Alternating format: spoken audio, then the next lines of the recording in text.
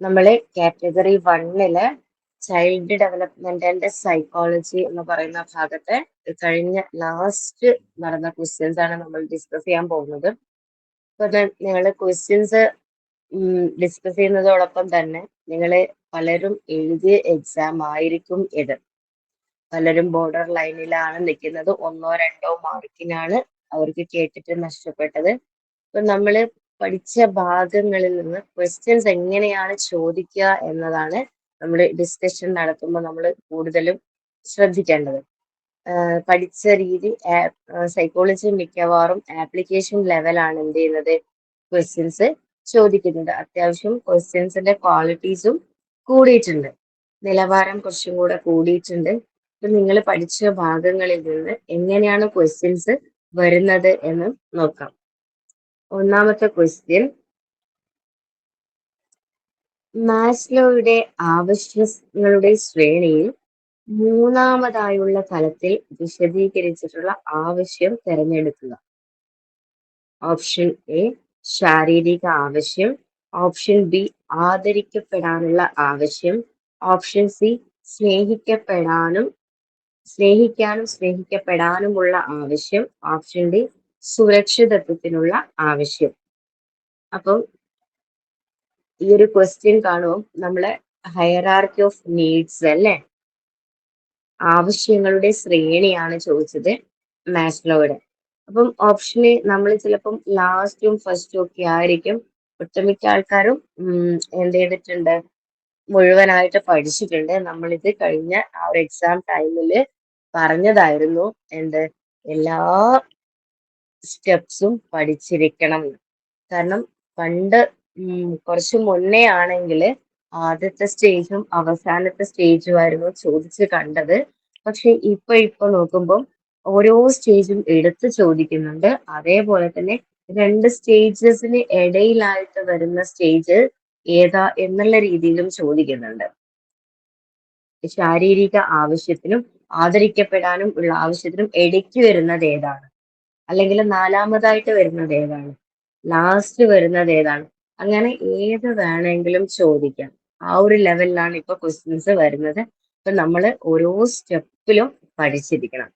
അപ്പൊ ഇവിടെ മൂന്നാമതായിട്ടുള്ളതാണ് ചോദിച്ചത്. അപ്പൊ നിങ്ങൾക്ക് എന്ത് ചെയ്യാം, ഒന്നാമത്തെ ഓപ്ഷൻ എന്ത് ചെയ്യാം, ശാരീരിക ആവശ്യമാണ് അല്ലെ. അപ്പം അതെന്തായാലും ഫസ്റ്റില് വരുന്നതാണ്. അത് നിങ്ങൾക്ക് അവിടെ സ്കിപ്പ് ചെയ്യാം. പിന്നെ ആദരിക്കപ്പെടാനുള്ള ആവശ്യമാണ്, അതും എന്തായാലും എന്താണ് കുറച്ചുകൂടെ കഴിഞ്ഞിട്ട് വരുന്നതാണ്. പിന്നെ സുരക്ഷിതത്വത്തിനുള്ള ആവശ്യം, ശാരീരിക ആവശ്യവും സുരക്ഷിതത്വവും കഴിഞ്ഞിട്ട് മാത്രമേ നമുക്ക് എന്ത് വരുന്നുള്ളൂ, ബാക്കി 2 ഓപ്ഷനും ബിയും സിയും ആണ്. പിന്നെ നമുക്ക് അവിടെ കുറച്ച് കൺഫ്യൂഷൻ വരുന്നത്.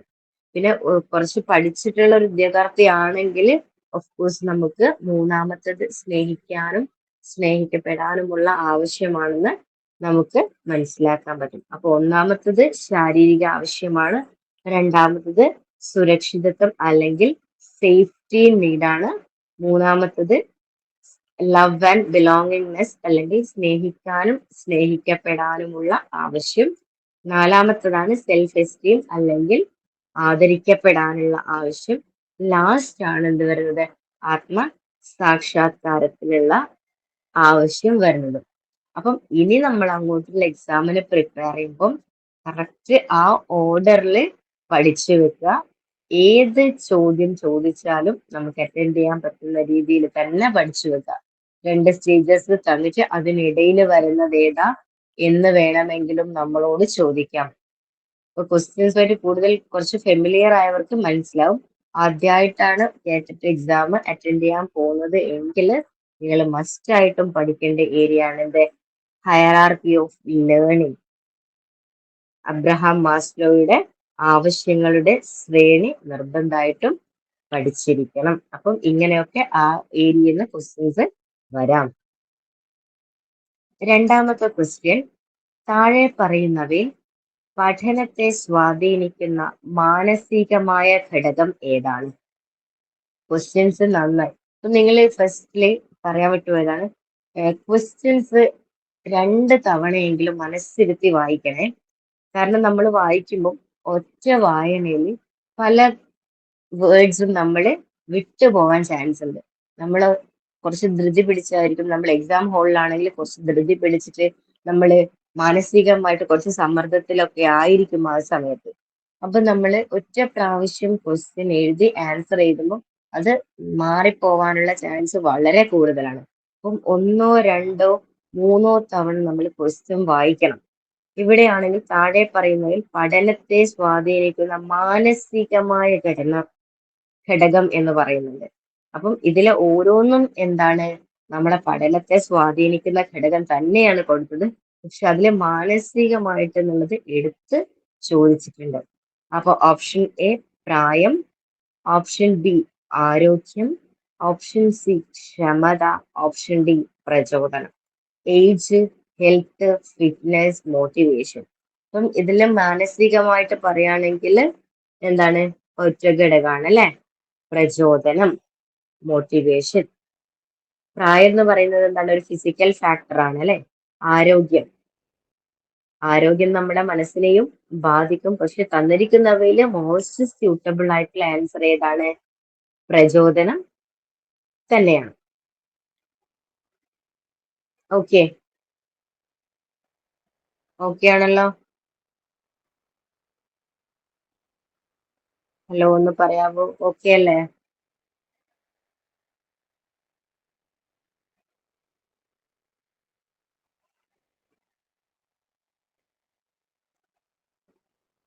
Okay okay. അടുത്തത് ടീച്ചർ, മൂന്നാമത്തെ ക്വസ്റ്റ്യൻ ആണ്. ടീച്ചർ കുട്ടികളോട് താൻ പഠിപ്പിച്ച ഒരു കഥയെ അടിസ്ഥാനപ്പെടുത്തി ഒരു നാടകം അവതരിപ്പിക്കാൻ ആവശ്യപ്പെടുന്നു. ഇവിടെ ഏത് പഠന രീതിയാണ് ഉപയോഗിച്ചിട്ടുള്ളത്? ഓപ്ഷൻ എ പ്രശ്നാധിഷ്ഠിതം, ഓപ്ഷൻ ബി പ്രവർത്തനാധിഷ്ഠിതം, ഓപ്ഷൻ സി പ്രബന്ധാധിഷ്ഠിതം, ഓപ്ഷൻ ഡി പ്രഭാഷണാധിഷ്ഠിതം. Problem based, activity based, project based, option D lecture based. നമുക്ക് കണ്ണും പൂട്ടി കുറച്ച് ഓപ്ഷൻസ് ഡിലീറ്റ് ചെയ്യാം അല്ലെ. ഓപ്ഷൻ സിയും ഓപ്ഷൻ ഡിയും എന്തായാലും വരില്ല. ഒരു നാടകം എന്നൊക്കെ പറയുമ്പോൾ പ്രബന്ധവും വരില്ല, പ്രഭാഷണവും വരില്ല. പിന്നെ കുറച്ചും കൂടെ വരുന്നത് എയും ബിയും ആണ് അല്ലെ. പക്ഷെ നമുക്കറിയാം നമ്മുടെ ക്ലാസ് റൂമുകൾ എന്ന് പറയുന്നത് കൺസ്ട്രക്റ്റിവിസ്റ്റ് ക്ലാസ് റൂം ആണ് അല്ലെ. അപ്പം അവിടെ എന്താണ്, പ്രശ്ന പ്രശ്നങ്ങളും പ്രവർത്തനങ്ങളുമാണ് ഇപ്പൊ കൂടുതലായിട്ടും കുട്ടികളിലേക്ക് നമ്മൾ കൊടുക്കുന്നത്. അപ്പൊ നാടകീകരണം എന്ന് പറഞ്ഞാൽ എന്താണ്, അത് പ്രവർത്തനാധിഷ്ഠിതം, ആക്ടിവിറ്റി ബേസ്ഡ് ആണ് അല്ലെ. അപ്പൊ നമ്മുടെ ആൻസർ വരുന്നത് ഓപ്ഷൻ ബി പ്രവർത്തനാധിഷ്ഠിതം ഓർ ആക്ടിവിറ്റി ബേസ്ഡ് ആണ്. ആ ഒരു പഠന രീതിയാണ് നമ്മൾ ഉപയോഗിച്ചിട്ടുള്ളത്. അപ്പം ഇതൊക്കെ നമ്മൾ കൃത്യമായിട്ട് ക്ലാസ്സുകളിൽ, നമ്മളെ റെക്കോർഡഡ് ക്ലാസ്സിൽ എല്ലാ കാര്യങ്ങളും എന്ത് ചെയ്തിട്ടുണ്ട്, വ്യക്തമായിട്ട് നമ്മളെ ക്ലാസ്സുകളിൽ ഉൾക്കൊള്ളിച്ചിട്ടുണ്ട്. അപ്പം നിങ്ങൾക്ക് നമ്മുടെ PSC നോട്ടിൽ ജോയിൻ ചെയ്യണമെങ്കിൽ നമ്മളൊരു കോഴ്സ് സ്റ്റാർട്ട് ചെയ്തിട്ടുണ്ട്. അപ്പം എല്ലാ കാര്യങ്ങളും സ്ട്രക്ചേർഡ് ആയിട്ട് നമ്മൾ ക്ലാസ്സിൽ കൊടുത്തിട്ടുണ്ട്. അപ്പൊ നിങ്ങൾക്കൊരു ചിട്ടയായ പഠനം ഇന്ന് തുടങ്ങണമെങ്കിൽ നമ്മുടെ ബാച്ചിൽ ജോയിൻ ചെയ്യാം. എല്ലാ കാര്യങ്ങളും നമുക്ക് ആദ്യം മുതലേ തന്നെ പഠിച്ച് തുടങ്ങാം. അപ്പൊ ഇവിടെ നമ്മൾ പറയുന്നത് ഏതാണ്, പ്രവർത്തനാധിഷ്ഠിത പഠനമാണ് കേട്ടോ, ആക്ടിവിറ്റി ബേസ്ഡ് ക്ലാസ് റൂം.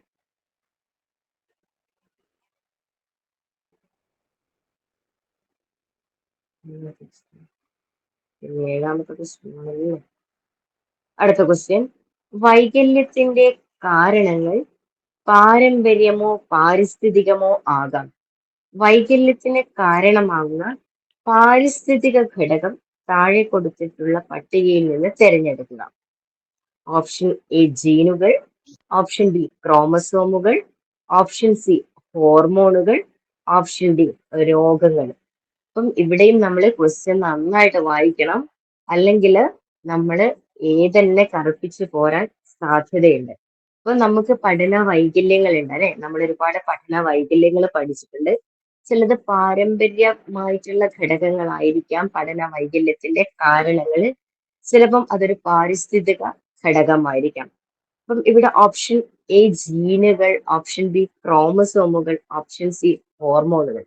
ഇവ മൂന്നും എന്താണ്? നമ്മുടെ പഠനത്തെ പഠന വൈകല്യത്തിന് കാരണമാകുന്ന പാരമ്പര്യ ഘടകങ്ങളാണ്. അപ്പം ഇതിലെ പാരിസ്ഥിതികമായിട്ട് വരുന്ന ഏത് മാത്രമാണ്? ഓപ്ഷൻ ഡി രോഗങ്ങളാണ് കേട്ടോ. ഓപ്ഷൻ ഡി രോഗങ്ങളാണ് പാരിസ്ഥിതികമായിട്ട് വരുന്ന ഘടകം. നിങ്ങൾ ലെക്ചർ നോട്ട് എഴുതിയെടുക്കുന്നുണ്ടെന്ന് ഞാൻ വിചാരിക്കുന്നു. നിങ്ങൾ ഇപ്പൊ ക്ലാസ് കേട്ടുകൊണ്ടിരിക്കുമ്പോൾ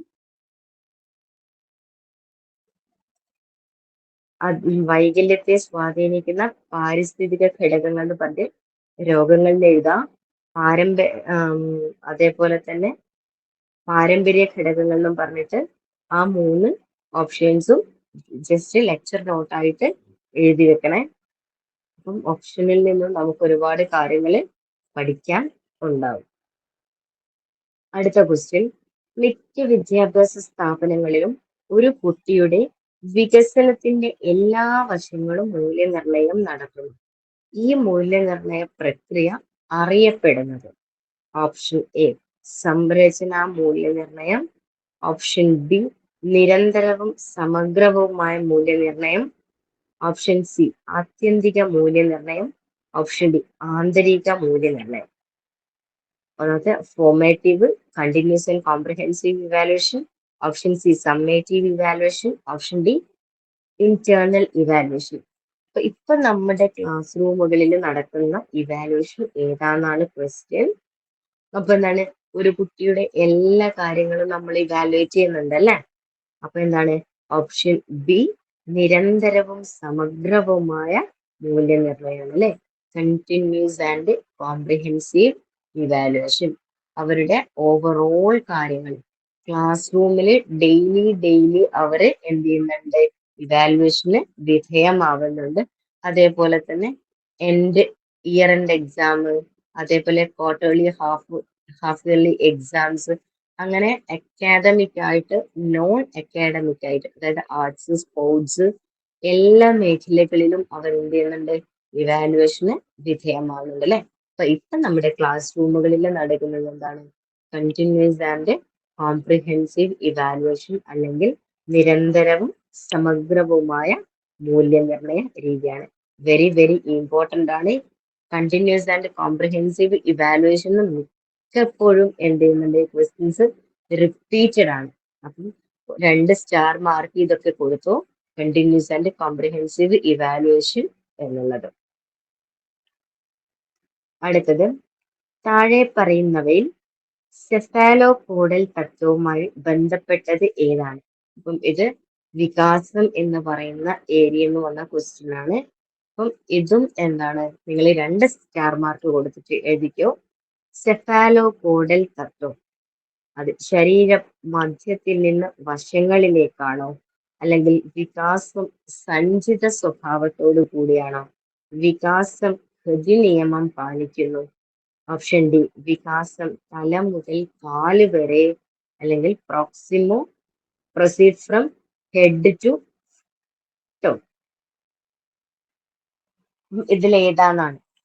സെഫാലോപോഡൽ നിങ്ങൾ എന്ത് ഓർമ്മിക്കുക? അത് തല മുതൽ കാല് വരെ എന്ന ക്രമത്തിലാണ് വികാസം നടക്കുന്നത്. സെഫാലോപോഡൽ എന്ന് പറഞ്ഞാൽ തല മുതൽ കാല് വരെ.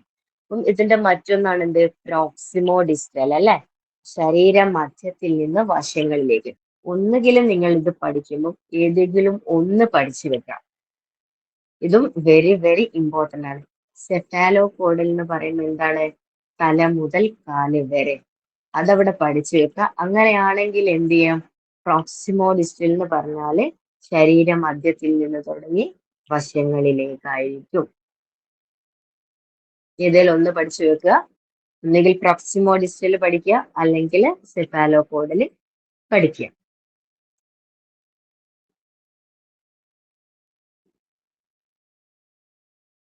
അടുത്തത്,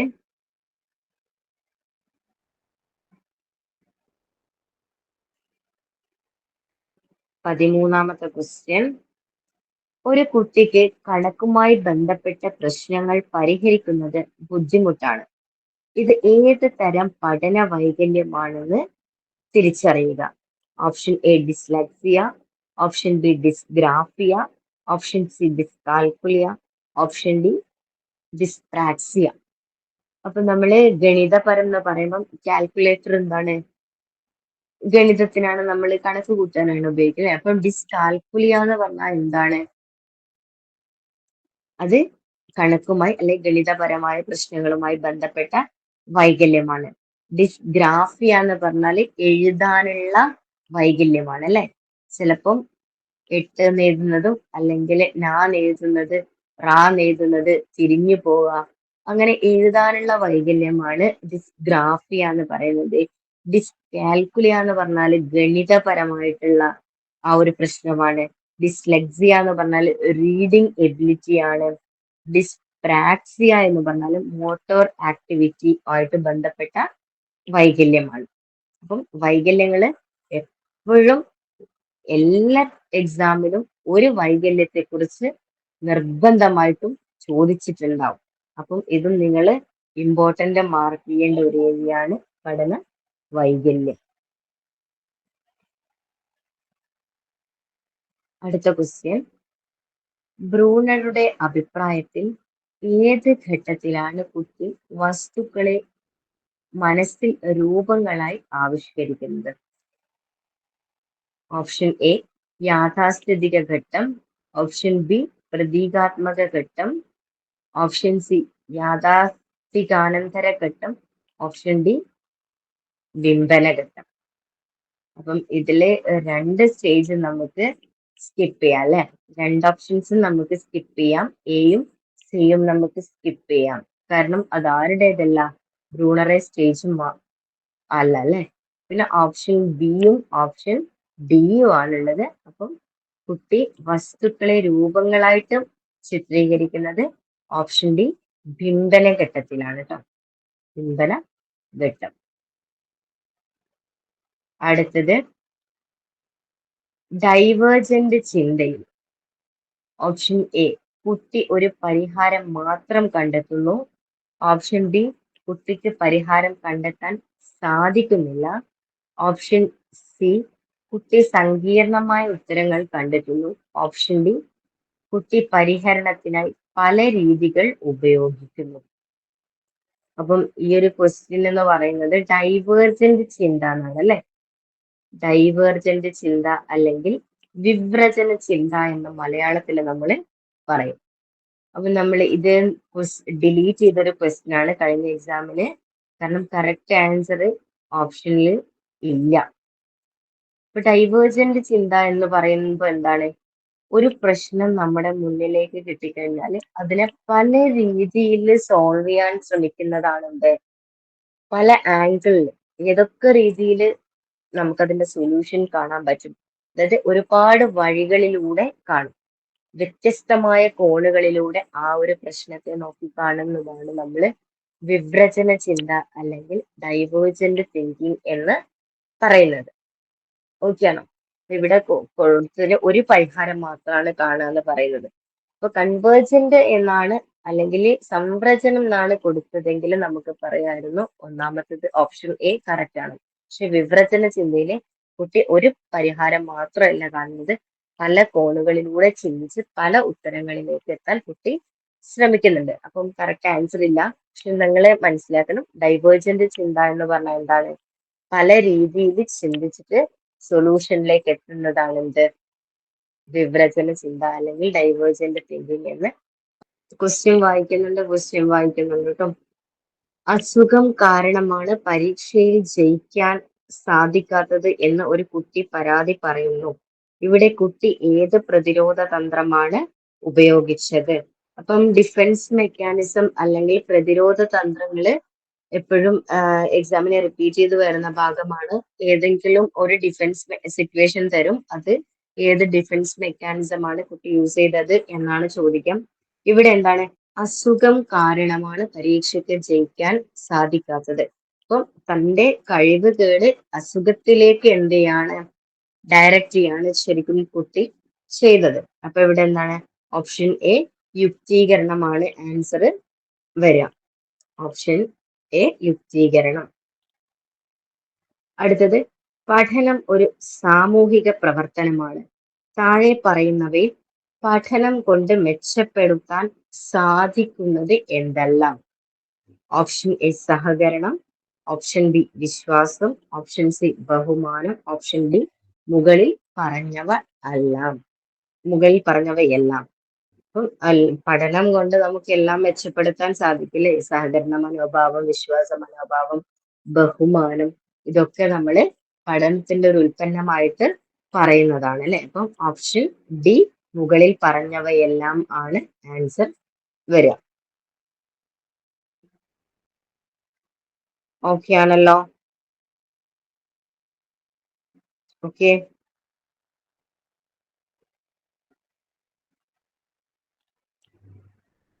അടുത്തത് നന്നായി പാട്ടും നൃത്തവും ചെയ്യുന്ന ഒരു കുട്ടി ഗാർട്ട്നറുടെ മൾട്ടിപ്പിൾ ഇന്റലിജൻസ് സിദ്ധാന്തം അനുസരിച്ച് ഏതൊക്കെ ബുദ്ധിയാണ് കുട്ടിക്കുള്ളത്? ഓപ്ഷൻ എ ഭാഷാപരവും സ്ഥലപരവും, ഓപ്ഷൻ ബി സംഗീതപരവും ശാരീരിക ചലനപരവും, ഓപ്ഷൻ സി ഭാഷാപരവും സംഗീതപരവും, ഓപ്ഷൻ ഡി പ്രകൃതിപരവും ഭാഷാപരവും. അപ്പം multiple intelligence by Howard Gardner, multiple intelligence or ബഹുമുഖ സിദ്ധാന്തം, ബഹുമുഖ ബുദ്ധി സിദ്ധാന്തം എന്ന് പറയും. അപ്പം ഗാർട്ട്നർ 9 തരം ബുദ്ധിയെ പറ്റി പറയുന്നുണ്ട്. അപ്പം ഇവിടെ പറഞ്ഞ കുട്ടിയിൽ എന്തൊക്കെയാണുള്ളത്? പാട്ടും നൃത്തവും. അപ്പം നൃത്തം എന്ന് പറയുമ്പം അതെന്താണ്? ബോഡ്ലി കൈനസ്തറ്റിക് ഓർ ശാരീരിക ചലനപരമാണ് അല്ലെ. അതേപോലെ പാട്ട് എന്ന് പറയുമ്പം അവിടെ എന്താണ്? സംഗീതപരമാണ്. അപ്പം രണ്ടും കൂടെ വരുമ്പം ഓപ്ഷൻ ബി സംഗീതപരവും ശാരീരിക ചലനപരവുമാണ് ആൻസർ. ഇപ്പം ക്ലാസ് റൂമിൽ ഒരു കുട്ടി നന്നായിട്ട് പ്രഭാഷണം നടത്തുന്നു, അല്ലെങ്കിൽ സംവാദങ്ങളിൽ നന്നായിട്ട് പെർഫോം ചെയ്യുന്നു എന്നൊക്കെ പറഞ്ഞാൽ ആ കുട്ടിയിൽ ഉണ്ടായിരിക്കേണ്ട ഇന്റലിജൻസ് ഏതാണ്? ബുദ്ധി ഏതാണ്? ഭാഷാപരമാണ് അല്ലെ. ഭാഷാപരമാണ്. നന്നായിട്ട് ഗ്രൂപ്പ് ചർച്ചകളിൽ പങ്കെടുക്കുന്നു എന്ന് പറഞ്ഞാൽ എന്താണ്? വ്യക്തിയാന്തര ബുദ്ധി, ഇന്റർപേഴ്സണൽ ആണ് അല്ലെ. അപ്പം ഓരോരോ സാഹചര്യം തന്നിട്ട് കുട്ടിയിൽ ഉണ്ടാകുന്ന ബുദ്ധി ഏതാണെന്ന് എപ്പോഴും എടുത്ത് ചോദിക്കാറുണ്ട്. അപ്പം ഈ ഭാഗം നന്നായിട്ട് ശ്രദ്ധിക്കേണ്ട ഒരു ഏരിയ ആണ്. അടുത്തത് ക്ലാസ് മുറിയിലും കളിസ്ഥലത്തും കുട്ടികളുടെ പെരുമാറ്റം പഠിക്കുന്നതിന് വേണ്ടി ഒരു അധ്യാപകൻ ഉപയോഗിക്കാൻ പറ്റുന്ന ഏറ്റവും ഫലപ്രദമായ രീതിയാണ് ഓപ്ഷൻ എ അഭിമുഖം, ഓപ്ഷൻ ബി മനഃശാസ്ത്ര ടെസ്റ്റ്, ഓപ്ഷൻ സി നിരീക്ഷണം, ഓപ്ഷൻ ഡി റേറ്റിംഗ് സ്കെയിൽ. അപ്പൊ ഇവിടെ ക്ലാസ് റൂമിനകത്തും വേണം പുറത്തും വേണം. അപ്പം അങ്ങനെ ഒരു അധ്യാപകന് ഒരു കുട്ടിയെ പിന്നെ പഠിക്കുന്നതിന് ഏതാണ് ഏറ്റവും നന്നായിട്ട്? ഓപ്ഷൻ സി നിരീക്ഷണമാണ് കേട്ടോ. ഒരു കുട്ടിയെ മനസ്സിലാക്കുന്നതിന് വേണ്ടിയിട്ട് ഉപയോഗിക്കാൻ പറ്റുന്ന പല രീതികളാണ് ഓപ്ഷനിൽ കൊടുത്തിട്ടുള്ളത്. അഭിമുഖം ആയിക്കോട്ടെ, മനഃശാസ്ത്ര ടെസ്റ്റ് ആയിക്കോട്ടെ, ഓപ്ഷൻ സി നിരീക്ഷണം ആയിക്കോട്ടെ, റേറ്റിംഗ് സ്കെയിൽ ആയിക്കോട്ടെ. അപ്പം ഓരോ കാര്യങ്ങൾക്ക് വേണ്ടിയിട്ടും നമുക്ക് ഓരോന്നും ഉപയോഗിക്കാം. അപ്പം ക്ലാസ് മുറിയിലും പുറത്തും നിരീക്ഷിക്കണമെങ്കിൽ അല്ലെങ്കിൽ പഠിക്കണമെങ്കിൽ ബെസ്റ്റ് മെത്തേഡ് എന്ന് പറയുന്നത് ഏതാണ്? നിരീക്ഷണം ആണ്. കേൾക്കാൻ പറ്റുന്നുണ്ടല്ലോ അല്ലേ? ക്ലിയർ അല്ലേ? ക്ലിയർ അല്ലേ? Okay okay okay okay.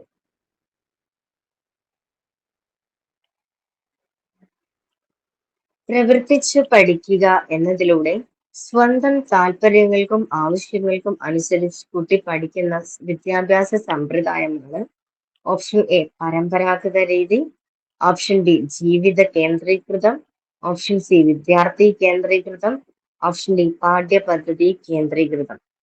അപ്പം ഇവിടെ എന്താണ്? പ്രവർത്തിച്ച് പഠിക്കുക, ആക്ടിവിറ്റി ബേസ്ഡ് ആയിട്ട് പഠിക്കുക എന്നുള്ളതാണ്. ഇപ്പൊ നമ്മുടെ ക്ലാസ് റൂമിൽ കണ്ടുവരുന്നത് കംപ്ലീറ്റ് എന്താണ്? വിദ്യാർത്ഥി കേന്ദ്രീകൃത പഠനമാണ് അല്ലെ. നമ്മള് വിദ്യാർത്ഥികളെ പഠിക്കാൻ വേണ്ടിയിട്ട് സജ്ജരാക്കുക എന്നതാണ് ടീച്ചേഴ്സിന്റെ റോൾ ആയിട്ട് അവിടെ വരുന്നത്. അപ്പം സ്വന്തം താല്പര്യങ്ങൾക്കും സ്വന്തം ആവശ്യങ്ങൾക്കും അനുസരിച്ചാണ് കുട്ടി പഠിക്കുന്നത് അല്ലെ. അപ്പൊ അതെന്താണ്? പ്രവർത്തിക്കുക എന്ന് പറഞ്ഞാൽ പ്രവൃത്തി ആരാ ചെയ്യാ? വിദ്യാർത്ഥിയാണ് അല്ലെ. കുട്ടികളാണ് ക്ലാസ് റൂമിൽ പ്രവൃത്തികൾ ചെയ്യുക. അപ്പൊ ഇവിടെ ഏതാണ്? വിദ്യാർത്ഥി കേന്ദ്രീകൃത പഠനമാണ് വരുന്നത്. പിന്നെ അടുത്ത ക്വസ്റ്റ്യൻ, ഒരു വിദ്യാർത്ഥി ആദ്യം പൊതുവായ വസ്തുതകൾ പഠിക്കുകയും പിന്നീട് പ്രത്യേകമായ വസ്തുക്കളിലേക്ക് നീങ്ങുകയും ചെയ്യുന്നു. ആദ്യം ഒരു ജനറൽ ഫാക്റ്റ് ആണ് പഠിക്കുന്നത്, പിന്നെയാണ് പൊതുവായ കാര്യങ്ങളിലേക്ക് പോകുന്നത്. അപ്പം അത് ഏതാന്നാ ചോദിക്കുന്നത്. Option A inductive, option B deductive, option C divergent, option B convergent. അപ്പൊ നമുക്ക് രണ്ട് ഓപ്ഷൻസ് ഇവിടുന്ന് പക്കാ ഡിലീറ്റ് ചെയ്യാം. സിയും ഡിയും എന്തായാലും ഓപ്ഷനായിട്ട് വരില്ല അല്ലെ. പിന്നെ നമുക്ക് കൺഫ്യൂഷൻ ഉണ്ടാവുക ഇൻഡക്റ്റീവ് ആണോ ഡിഡക്റ്റീവ് ആണോ എന്നുള്ളതാണ്. അപ്പൊ നിങ്ങള് മനസ്സിലാക്കുക, ഇൻഡക്റ്റീവിൽ എന്താണ്? പൊതുവായ കാര്യങ്ങളിൽ നിന്നും ജനറലൈസ് ചെയ്യാണ് ചെയ്യുന്നത് ഇൻഡക്റ്റീവില്. ഡിഡക്റ്റീവിലാണ് എന്ത് ചെയ്യുന്നത്? ആദ്യം പൊതുവായത് പഠിക്കുന്നു, പിന്നെ എന്ത് ചെയ്യുന്നു? പർട്ടിക്കുലർ അല്ലെങ്കിൽ ഒരു പ്രത്യേകമായ വസ്തുതകളിലേക്ക് പോകുന്നത്. അപ്പൊ ഇവിടെ ഓപ്ഷൻ ബി ആണ് ആൻസർ ആയിട്ട് വരിക.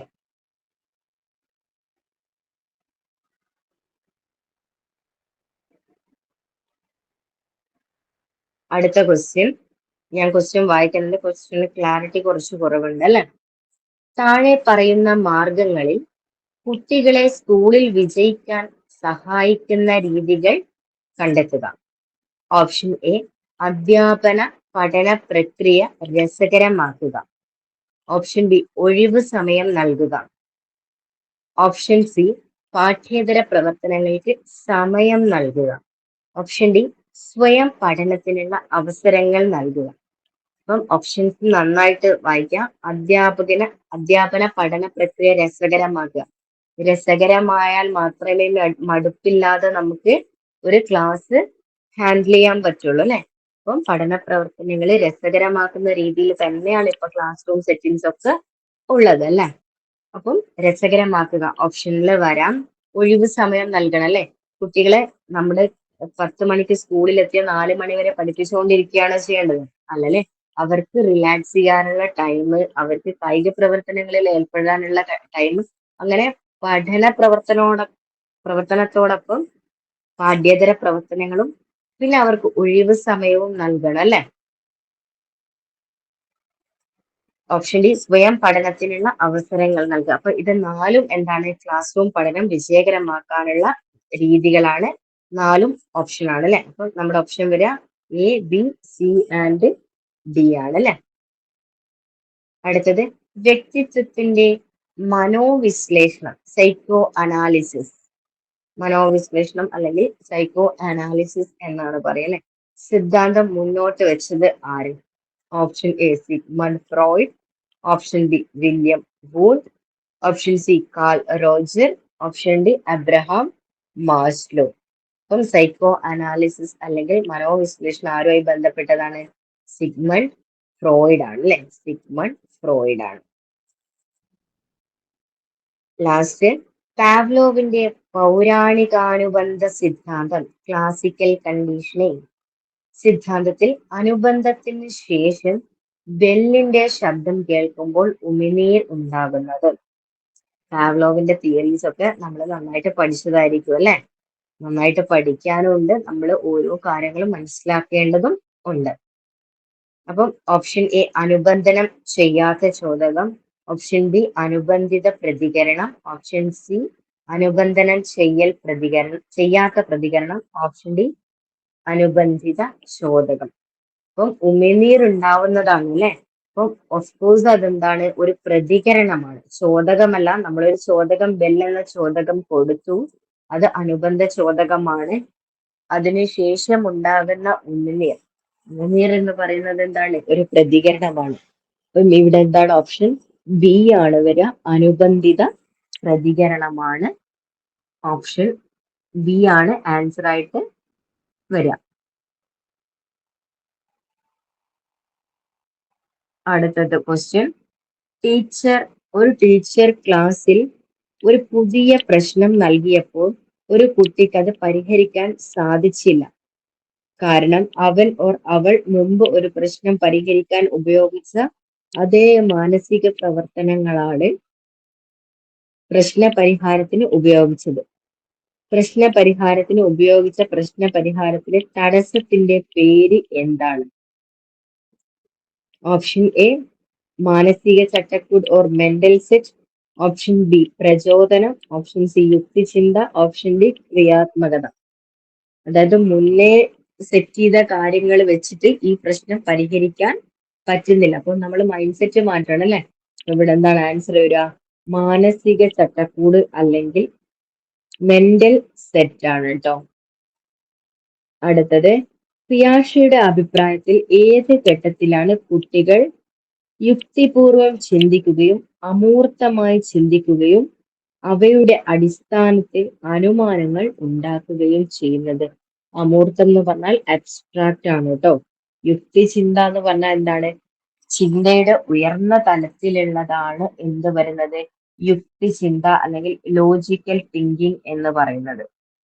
അതേപോലെ എക്സ്ട്രാക്ട് എന്ന് പറഞ്ഞാല് നമ്മുടെ മുന്നിൽ കാണാൻ പറ്റാത്ത സാധനങ്ങൾ, നമുക്ക് തൊട്ട് കാണിക്കാൻ പറ്റാത്ത കാര്യങ്ങൾ. ഇപ്പൊ ഗ്രഹങ്ങളെ പറ്റി പഠിക്കുകയാണെങ്കിൽ നമുക്ക് ഗ്രഹങ്ങളെ വീഡിയോ സെറ്റിംഗ്സിൽ അല്ലാതെ നമുക്ക് മറ്റൊരായി പ്രകൃതിയിൽ കാണിക്കാൻ പറ്റുമോ? ഇല്ല അല്ലെ. അപ്പൊ കാണിക്കാൻ പറ്റാത്ത കാര്യങ്ങളെ പറ്റി, അതേപോലെ ലോജിക്കലായിട്ടൊക്കെ ചിന്തിക്കാൻ പറ്റുന്നത് ഏറ്റവും ഉയർന്ന തലത്തിലാണ് അല്ലെ. നമുക്ക് ഓപ്ഷൻസ് നോക്കാം. ഇന്ദ്രിയ ചാലക ഘട്ടം, ഔപചാരിക മനോവ്യാപാര ഘട്ടം, പ്രാഗ് മനോവ്യാപാര ഘട്ടം, മൂർത്ത മനോവ്യാപാര ഘട്ടം. അപ്പം ഇവിടെ ഉയർന്ന തലത്തിലുള്ള സ്റ്റേജ് ഏതാണ്? ഔപചാരിക മനോവ്യാപാര ഘട്ടം ഓർ ഫോമൽ ഓപ്പറേഷണൽ സ്റ്റേജ് ആണ്. അടുത്തത്, ബുദ്ധിമാനം 130 മുകളിലുള്ള കുട്ടി അറിയപ്പെടുന്നത്? ഓപ്ഷൻ എ പ്രതിഭാധനർ, ഓപ്ഷൻ ബി ബുദ്ധി പരിമിതിയുള്ള കുട്ടി, option C autistic, option D dwarfism. ഇപ്പൊ 130 അല്ലെങ്കിൽ 140 എന്ന് പറയുമ്പോൾ അതേതാണ്? പ്രതിഭാധനരാണ് വരിക.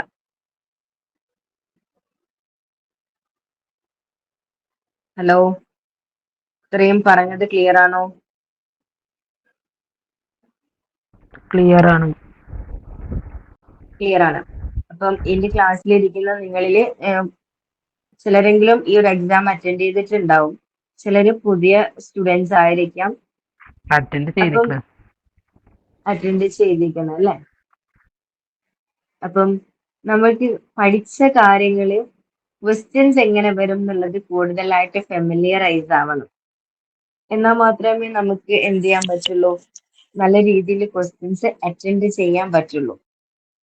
കൂടുതൽ നന്നായിട്ട് കണ്ടന്റ് പഠിച്ച് മനസ്സിലാക്കി വെക്കുക.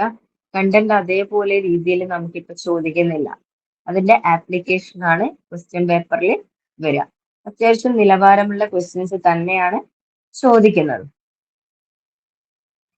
അപ്പൊ നമുക്ക് നല്ല രീതിയിൽ പഠിക്കണമെങ്കിൽ ഓരോ ഭാഗങ്ങളും പഠിച്ച് ക്ലിയർ ചെയ്ത് ആ ഏരിയയിൽ എങ്ങനെ വരും എന്നതുകൂടെ പ്രാക്ടീസ് ചെയ്തിട്ട് നമുക്ക് എക്സാം ഹാളിലേക്ക് പോകണം. നമുക്ക് എന്ത് ചെയ്യണം? നല്ല രീതിയിൽ പഠിച്ചു തുടങ്ങണം. ഇതിലെ ഞാൻ ഗ്രൂപ്പിൽ നിങ്ങൾ പറഞ്ഞത് കണ്ടു, മിക്കവാറും 82 മാർക്ക്, 80 മാർക്ക്, 81 മാർക്ക് നേടിയവരാണ്. അപ്പൊ നിങ്ങൾ എവിടെയാണുള്ളത്? ഇപ്പൊ നിങ്ങള് ലാസ്റ്റ് ലെവലിലാണുള്ളത്. ഇനി ഒന്ന് ശ്രമിച്ചാൽ നിങ്ങൾക്ക് കേട്ടിട്ട് നേടാൻ പറ്റുന്നതേ ഉള്ളൂ. അപ്പം കുറച്ചുകൂടെ എന്ത് ചെയ്യാം? സ്മാർട്ടായിട്ട് പഠിക്കാൻ തുടങ്ങാം.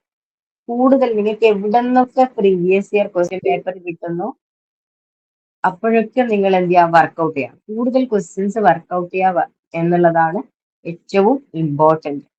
അതോടൊപ്പം തന്നെ എന്ത് ചെയ്യാം? പഠിച്ച കാര്യങ്ങൾ റിവൈസ് ചെയ്യാം. അപ്പൊ ഇന്നത്തെ ക്ലാസ് നിങ്ങൾ ഈ ഒരു സമയം ആയത് ബുദ്ധിമുട്ടായോ?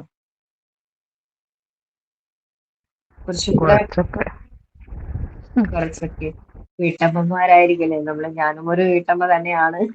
അപ്പം അതെ, ഓക്കെ. അപ്പൊ നമുക്ക് ഇന്നത്തെ ക്ലാസ് ഇതിൽ പറഞ്ഞതിൽ എന്തെങ്കിലും ഡൗട്ടോ കാര്യങ്ങളോ ഉണ്ടോ? ഇല്ല മാം. ഇല്ല ഇല്ല. ഇല്ല. അപ്പൊ നമുക്ക് ഓരോ ക്വസ്റ്റ്യൻ പേപ്പർ ഇങ്ങനെ ഡിസ്കസ് ചെയ്ത് പോവാം. അതോടൊപ്പം തന്നെ നിങ്ങൾ എന്ത് ചെയ്യണം, കണ്ടന്റ് നന്നായിട്ട് പഠിച്ചു വെക്കണം കേട്ടോ. അപ്പം നിങ്ങൾക്ക് റെക്കോർഡിംഗ് ക്ലാസ്, ലൈവ് ക്ലാസ് എല്ലാം PSC നോട്ടിൽ അവൈലബിൾ ആണ്. അപ്പം നിങ്ങൾക്ക് താല്പര്യം ഉണ്ടെങ്കിൽ അതിലേക്ക് ജോയിൻ ചെയ്യാം. അഡ്മിഷൻ ഓപ്പൺ ആണ്. നിങ്ങൾക്ക് എല്ലാവിധ സപ്പോർട്ടും, പേഴ്സണൽ മെന്റർഷിപ്പ് ആണ് മെയിൻ ക്വാളിറ്റി എന്ന് പറയുന്നത്. Personal mentorship up two exam വരെ നിങ്ങൾക്ക് ഉണ്ടാവും. അപ്പം നിങ്ങൾക്ക് താല്പര്യം ഉണ്ടെങ്കിൽ നമ്മുടെ റെക്കോർഡിംഗ് ക്ലാസ്സിലേക്ക് ജോയിൻ ചെയ്യാവുന്നതാണ് കേട്ടോ.